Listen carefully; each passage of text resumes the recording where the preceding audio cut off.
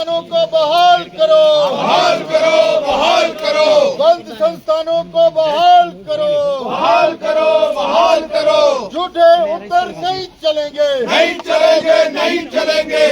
सदन को गुमराह करना बंद करो, बंद करो, बंद करो, सदन को गुमराह करना बंद करो, बंद करो, बंद करो।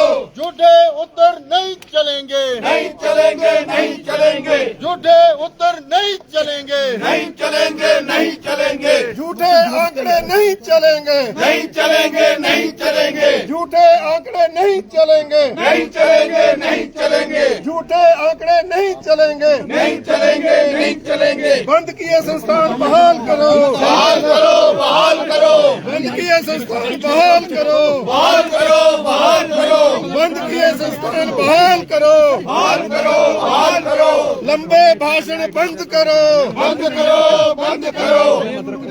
नीट देश का क्या अर्थ होगा? क्या अर्थ होगा, क्या अर्थ होगा? नीट देश का अर्थ क्या होगा? सर सदन से वॉकआउट किया है, क्या कहेंगे सर?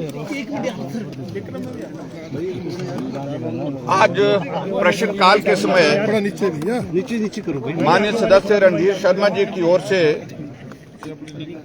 एक प्रश्न पूछा गया था, जिसमें इन्होंने कांग्रेस की सरकार जब से बनी है उस कार्यकाल में कितने संस्थान डिनोटिफाई किए गए, बंद किए गए, कितने संस्थान नए खोले और कितने संस्थानों की आपने नोटिफिकेशन की, इसके बारे में प्रश्न था। और आज तक हम जो आंकड़े हिमाचल प्रदेश में आप सबके बीच में प्रस्तुत करते रहे, वो आंकड़े सही मायने में हम ठीक प्रकार से पेश इसलिए नहीं करें क्योंकि जानकारी हमको दी नहीं गई थी। आज जो इस प्रश्न के माध्यम से जो जानकारी प्राप्त हुई है, प्रदेश में 1865 संस्थान जो है वो डिनोटिफाई किए, 1865 जो है इंस्टीट्यूशन जो है डिनोटिफाई किए। और उसके बाद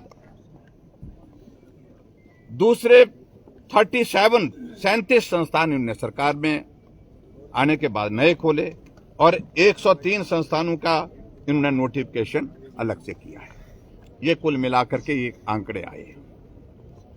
अब जब आज बार बार मुख्यमंत्री से ये सदन जानकारी चाह रहा था कि जो संस्थान बंद करने का पैरामीटर क्या है और संस्थान खोलने के पैरामीटर्स क्या है, और बार बार बहुत लंबा भाषण देते देते वो यही बाद में कहने लगे कि नीड बेस्ड। जब नीड बेस्ड की बात आई तो पहला प्रश्न तो ये पैदा होता है कि हिमाचल प्रदेश में नीड बेस के लिए आपने असेसमेंट कब शुरू की थी? आप तो हिमाचल प्रदेश में शब्द जो है 11 तारीख को आपने ली थी, 12 तारीख को अभी मंत्रिमंडल का गठन हुआ नहीं था, सिर्फ चीफ मिनिस्टर थे और डिप्टी चीफ मिनिस्टर थे। दोनों ने हिमाचल प्रदेश के जितने भी संस्थान खुले थे 1 अप्रैल के बाद के हमारी सरकार के लास्ट ईयर के, वो सारे के सारे संस्थान बंद कर दिए। यानी कि पूरे फाइनेंशियल ईयर जो हमारा लास्ट ईयर का था, जिसके लिए बजट प्रावधान किया था हमने, बजट प्रावधान के बाद संस्थान खोले थे, उन संस्थानों को आपने हिमाचल प्रदेश में बंद किया। पहला प्रश्न यह होता कि नीड बेस का आपने असेसमेंट किया है कि नहीं किया? किया ही नहीं। 11 तारीख दिसंबर को शपथ लेते हैं, 12 दिसंबर को वो सारे संस्थान बंद करने की आप उनकी डिनोटिफिकेशन की जो है वहां से आपने अनाउंसमेंट करते हैं। मतलब सीधा राजनीतिक मकसद के साथ इन्होंने जो फैसला लिया, हिमाचल प्रदेश में भारतीय जनता पार्टी की सरकार द्वारा खोले गए संस्थान बंद करने का उन्होंने फैसला लिया, पहली बात। और जहां व्यवस्था परिवर्तन की बात मैं कह रहा हूं कि व्यवस्था का पतन तो इस कदर हिमाचल प्रदेश में हुआ है जिसका जवाब देते नहीं बन पा रहा है। अब जब आज हमने देखा 1094 जो है प्राइमरी स्कूल बंद किए, क्या ये हकीकत है हिमाचल प्रदेश में कि 1094 स्कूल में एक भी बच्चा नहीं था? ये हो ही नहीं सकता है। और बाद में जवाब देने के लिए शिक्षा मंत्री महोदय जी ने कोई पर्ची दी और कहा कि 600 स्कूल में बच्चे नहीं थे। ये भी संभव नहीं है। मैं 5 वर्ष, ये तो अभी 2 वर्ष कार्यकाल हुआ, मैं 5 वर्ष तक हिमाचल प्रदेश में मुख्यमंत्री रहा। बच्चों की संख्या हो सकती है, कम हो सकती है, 5 हो सकते हैं, 10 हो सकते हैं, 15 हो सकते हैं, ये हो सकता है, लेकिन ये संभव ही नहीं है कि 1094 स्कूल में बच्चे ही नहीं थे। ये मुख्यमंत्री ने कितना गैर जिम्मेदारी के साथ जवाब दिया कि बच्चे ही नहीं थे, मास्टर थे और बच्चे नहीं थे। ये हैरानी की बात। और जो जहां मास्टर थे बच्चे नहीं थे, उन संस्थानों को तो हम बोल रहे हैं कि बंद करिए, लेकिन इस तरह से सदन के अंदर झूठ बोलने की आज तक के किसी मुख्यमंत्री ने रिकॉर्ड नहीं तोड़े, जो वर्तमान के मुख्यमंत्री सुखविंदर सिंह सुक्खू ने तोड़े। ये बहुत दुर्भाग्य है।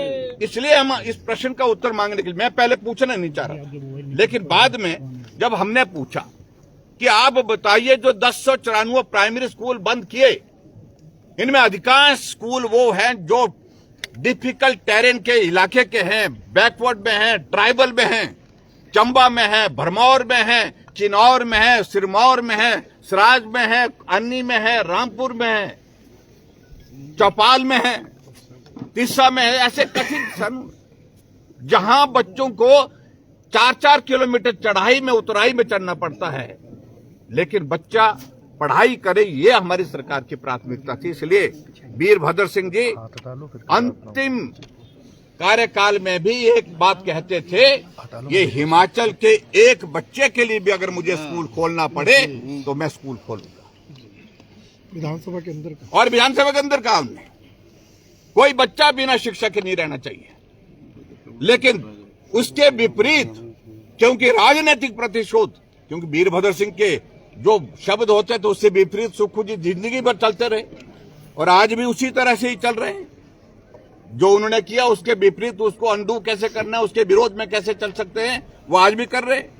इसलिए हमने आज जब प्रश्न पूछा, सब साथियों ने भी पूछा, पहली तो बात कही कि नीड बेस का इसको वो इलेबोरेट नहीं कर पाए।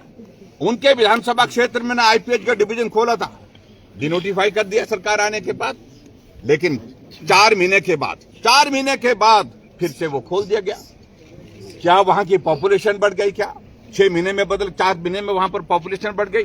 जो हमारा दिया हुआ संस्थान वो किस वजह से डिनोटिफाई किया, और जो आपने नया डिवीजन वहां पर खोला वो किस वजह से आपने नोटिफाई किया? कोई मॉरल एथिक्स होने चाहिए, मॉरल ग्राउंड होना चाहिए। ये आपको कहूं कि मैं ये परिस्थिति है हिमाचल प्रदेश के मुख्यमंत्री की, और यही स्थिति हमें कह रहे हैं कि आपने इलेक्शन से पहले खोले, आपने देहरा में क्या किया? इन सारी बातों का जवाब है आपके पास। आपने तो देहरा में जिला का एसपी डिस्ट्रिक्ट खोलने की घोषणा की है, तो कोड ऑफ कंडक्ट में की है, आचार संहिता में की है। नैतिकता नाम की मुझे लगता है कि हिमाचल प्रदेश सरकार में कोई भी इस तरह की चीज नहीं रही है एथिक्स के आधार पर काम करने की। और हमारा प्रश्न तो इसी बात को लेकर के प्रमुख रूप से कि वो बच्चे जो स्कूल आपने 1094 स्कूल बंद किए, उन बच्चों को आपने कहां भेजा? वो घर बैठने के लिए पढ़ाई से महरूम कर दिया, वो पढ़ाई छोड़ करके घर बैठ गए। ये परिस्थिति बनी है। इसलिए मैं आप सबके बीच में इस सारी बात को लेकर के यहाँ पर सभी सदस्यों की ओर से हम वॉकआउट करके आए हैं, और भारतीय जनता पार्टी इस मामले को लेकर के सदैव लड़ती रहेगी। जो बदले की भावना से संस्थान बंद किए हैं उस पर हम अंत तक लड़ते रहेंगे। Thank you.